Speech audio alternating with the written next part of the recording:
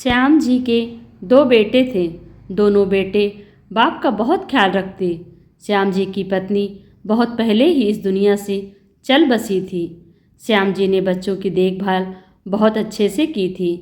नयन और नमन बाप का बहुत ख्याल रखते थे। नयन की शादी हो गई थी। नयन की पत्नी सीमा बहुत ही चालाक किस्म की औरत थी। जब तक नयन और नमन घर पे होते उसका मिजाज बहुत अच्छा होता, लेकिन उसके ऑफिस जाते ही एकदम गिरगिट की तरह रंग बदल लेती। आज जब दोनों बेटे ऑफिस के लिए जल्दी से निकलते हैं तो श्याम जी ने आज हिचकिचाते हुए टोक लिया। हाँ पापा बोलिए, कुछ चाहिए क्या? नमन रुक गया और नयन निकल गया। वो मेरे जूते थोड़े फट गए हैं। अरे पापा तो नए ले आओ। सीमा भाभी, आज पापा के लिए नए जूते ले आइएगा। अपनी भाभी सीमा को आवाज़ लगाते हुए नमन बोला। जरा देख लेना भाभी, पापा को क्या चाहिए, तुम ला देना, अभी हम लोग को देर हो रही है। कहकर नमन जल्दी से घर से निकल गया। नमन और नयन के घर से निकलते ही सीमा ने कड़ी नज़रों से अपने ससुर की तरफ देखा। आपको इतना भी नहीं पता कि घर से बाहर निकलते हुए किसी को टोकना नहीं चाहिए? क्या हो गया है आपके जूते को? सारा दिन तो घर में ही पड़े रहते हैं, फिर नए जूते चाहिए। दोनों बेटे बेचारे सारा दिन अपने सर खपाते रहते हैं और इधर इनकी फिजूल खर्ची ख़त्म ही नहीं होती। श्याम जी बिल्कुल छोटे बच्चे की तरह अपनी बहू की डांट खाकर भी चुप रह गए। इतना बखेड़ा होने के बाद भी श्याम जी ने नए जूते तो नहीं आए और न दोनों बेटों ने इस ओर ध्यान दिया, क्योंकि नयन अपनी पत्नी पर और नमन को अपनी भाभी पर अंधविश्वास था कि वो उसके पिता का बहुत अच्छे से ध्यान रखती है। ऐसा हो भी क्यों ना, क्योंकि जब तक दोनों भाई घर में रहते थे तो सीमा अपने ससुर के साथ बहुत अच्छा व्यवहार करती थी। देवर और पति को दिखाकर अपने ससुर के लिए चाय नाश्ता बनाती थी। इसी विश्वास में आकर ही घर की सारी बागडोर नयन ने अपनी पत्नी के हाथ में सौंप रखी थी। उसके खुद के पास तो इतना भी समय नहीं था कि 10 मिनट अपने पिता के पास बैठकर उनसे बात कर ले, क्योंकि दोनों भाई अपने नए बिजनेस को शुरू करने में बहुत बिजी थे। उनके पास सर खुजाने का भी समय नहीं था और वो दोनों पत्नी के दोहरे चेहरे से अनभिज्ञ थे। रात को दोनों भाई घर के आने से पहले ही सीमा अपने ससुर को खाना देकर उनके कमरे में भेज देती थी। कभी नयन या नमन पूछते भी कि पापा ने खाना खा लिया, तो सीमा कहती हाँ हाँ, पापा को खाने में देर हो जाए तो फिर अच्छे से नींद नहीं आती, इसलिए वो जल्दी ही खाना खा लेते हैं।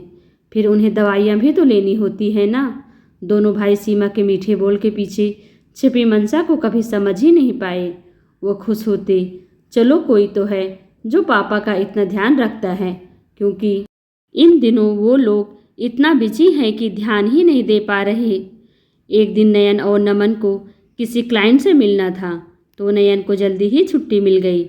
उसने सोचा चलो आज सीमा और पापा को सरप्राइज़ देता हूँ। नमन ने कहा भाई आज उन्हें लेकर कहीं बाहर घूमने चलते हैं, बहुत दिन हो गए पापा के पास समय नहीं गुजारा। दोनों भाई घर आ गए। नयन गाड़ी पार्क करने लगा। नमन जैसे ही घर के पास आया, भाभी की तेज आवाज़ सुनकर उसके पैर ठिठक गए। सीमा ज़ोर ज़ोर से चिल्ला रही थी, आपको कुछ सुनाई नहीं देता क्या? जो बना है जल्दी से खा लो, बेटों के आगे नौटंकी दिखाने की ज़रूरत नहीं है। कभी रोटी कड़ी है तो कभी सब्जी में मिर्च है। ये कोई होटल नहीं है, घर है। खाना बनाने में मेहनत लगती है। पीछे से नमन भी आ गया। सीमा के बोल सुनकर दोनों भाई को बहुत गुस्सा आ रहा था, लेकिन उन्होंने उस वक्त अपने गुस्से को पी लिया। खिड़की से अंदर झांककर देखा, श्याम जी की प्लेट में 2 सूखी रोटी और 1 कटोरी में सब्जी रखी थी। श्याम जी बार बार अपनी आंखें पोंछ रहे थे। शायद उन्हें मिर्च लग रही थी, जिस कारण उन्होंने सीमा से कह दिया कि सब्जी में बहुत मिर्च है। ये देख दोनों भाई की आंखों में आंसू आ गए। उनको तो विश्वास था कि सीमा उनके पापा का बहुत अच्छे से ख्याल रखती है, लेकिन यहाँ तो कुछ और ही है। थोड़ी देर बाहर ही टहलने के बाद नयन नमन घर वापस आ गए। देखा तो पापा अपनी थाली उठाकर रसोई में रख रहे थे। अचानक से दोनों को देखकर सीमा सकपका गई। अरे आज आप दोनों इतनी जल्दी आ गए हो? वो ऑफिस में ज़्यादा काम नहीं था तो आ गया। बहुत भूख लगी है, जल्दी से खाना लगा दो। नमन ने पूछा। पापा आपने खाना खा लिया? अपने पिता की ओर देखते हुए श्याम जी का मुंह थोड़ी देर पहले बहू की झिकझिक सुनकर उतरा हुआ था। वो कुछ बोलते उससे पहले सीमा ही बोल पड़ी। हाँ हाँ देवर जी, पापा जी ने अभी खाना खाया है। मैं उनके लिए बस दूध बना रही थी। पापा जी आप अपने कमरे में जाइए, मैं दूध लेकर आती हूँ और आप दोनों हाथ धोकर बैठिए, मैं खाना लगाती हूँ। फटाफट दोनों की थाली लगाने लगी। कहकर सीमा 2 सब्जियाँ, सलाद, अचार और गर्म गर्म फुलके रखकर सीमा ने नयन और नमन की थाली लगा दी। नयन ने एक प्लेट में 2 रोटी और थोड़ी सी सब्जी निकाली और खाने लगा। अचानक सीमा अचकते हुए बोली, ये आप कैसे खा रहे हैं?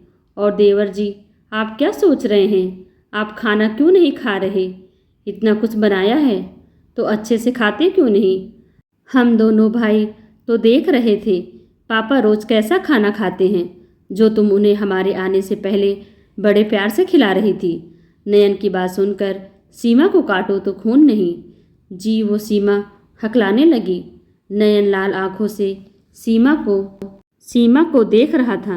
नमन बोला, भाभी हमने आप पर विश्वास किया और आप मेरे पापा के साथ ऐसा व्यवहार करती हो। अरे आज हम दोनों जो कुछ भी हैं उन्हीं की बदौलत हैं। नयन बोला, तुम्हारी हिम्मत कैसे हुई मेरे पापा से ऐसे बात करने की? मैं तुम्हें पापा के सामने बेइज्जत नहीं करना चाहता, इसलिए तुम्हें समझा रहा हूँ। आज के बाद पापा रोज़ हम लोगों के साथ खाना खाएंगे। दरअसल गलती तो हम भाइयों की ही है, जो हमने अपने पापा को थोड़ा सा भी समय नहीं दे पाए। सीमा डर गई, काँप रही थी, क्योंकि आज उसका दोहरा चेहरा उसके पति और देवर के सामने आ चुका था। दोनों भाई उसी समय अपने पापा के कमरे में गए। उनका हाथ अपने हाथों में लेकर बोले, पापा आप हमें माफ़ कर दीजिए, हम आपकी तकलीफ़ समझ नहीं पाए, लेकिन आज के बाद आपको शिकायत का मौका नहीं देंगे। आपको किसी भी चीज़ की ज़रूरत हो तो या कोई भी तकलीफ़ हो तो बेझिझक हमें कहिएगा। और हाँ, आज के बाद बाप बेटा एक साथ खाना खाएंगे। श्याम जी भीगी पलकों से अपने बेटों के सर पर हाथ फेर रहे थे। सीमा अपनी गर्दन झुकाए अपनी करनी पर पछता रही थी और सोच रही थी कि कैसे अपने पति और देवर की नज़रों में वो फिर से उठ पाएगी। वो इतना कैसे गिर गई? क्या उनकी जगह मेरे पिता होते तो भी मैं ऐसे करती? सीमा ने अपने ससुर से माफ़ी मांगी, लेकिन नयन और नमन ने दोबारा सीमा के भरोसे अपने पिता को नहीं छोड़ा। अब वो समय निकालकर खुद अपने पिता का ध्यान रखते थे, क्योंकि एक बार भरोसा टूट गया था। अब दोबारा वो ऐसा नहीं करना चाहते थे। श्याम जी को अब हर समय ताज़ा खाना मिलता। बेटे भी बहुत ख्याल रखते थे अपने पिता का।